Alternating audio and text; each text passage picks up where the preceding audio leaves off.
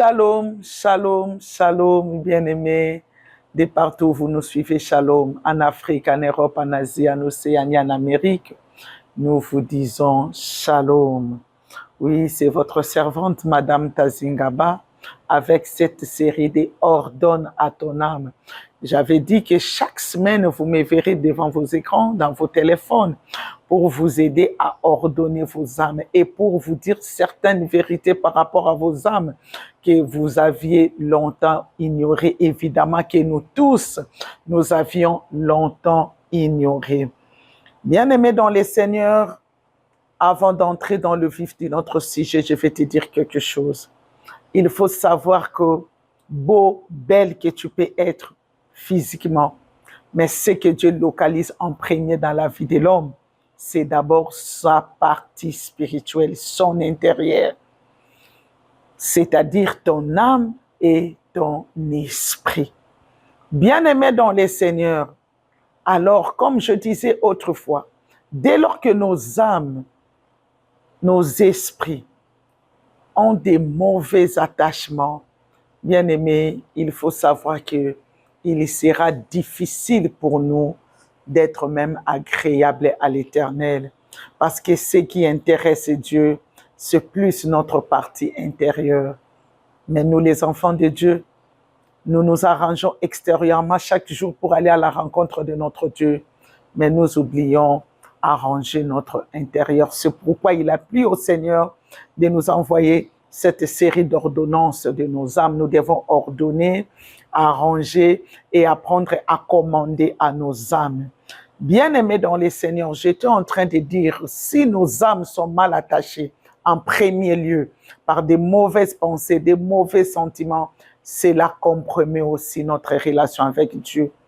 Parce que ce qui détermine l'état de notre relation avec Dieu, c'est d'abord l'état de nos pensées et l'état de nos sentiments. Est-ce que tes pensées, tes sentiments sont en bon état? Tu veilles à ce que tu puisses toujours avoir des pensées et des sentiments en bon état. Évidemment, la première procédure qui peut nous aider, c'est la repentance. Retourner toujours vers l'Éternel, comme le faisaient les serviteurs de Dieu, David. C'est pourquoi aujourd'hui, sans plus tarder, nous allons incliner nos têtes. Nous allons dire à Dieu quelque chose, lui qui aime que nous puissions vivre avec des pensées et des sentiments purs. Inclinons nos têtes et nous connaissons notre position. Nous allons dire à Dieu et nous allons aussi ordonner à nos âmes. Bien-aimés, nous sommes basés sur Psaume chapitre 51 au verset 12. Inclinons nos têtes et disons, Seigneur Jésus, je t'amène mon âme. Crée en moi un cœur pur, des pensées pures pour que je sois agréable à toi. Crée en moi, Seigneur, un cœur pur et des pensées pures pour que je sois agréable à toi. Que ma relation avec toi soit irréprochable au nom de Jésus. Toi, mon âme, je t'ordonne de vivre avec des pensées et sentiments purs pour la gloire de Dieu au nom de Jésus-Christ.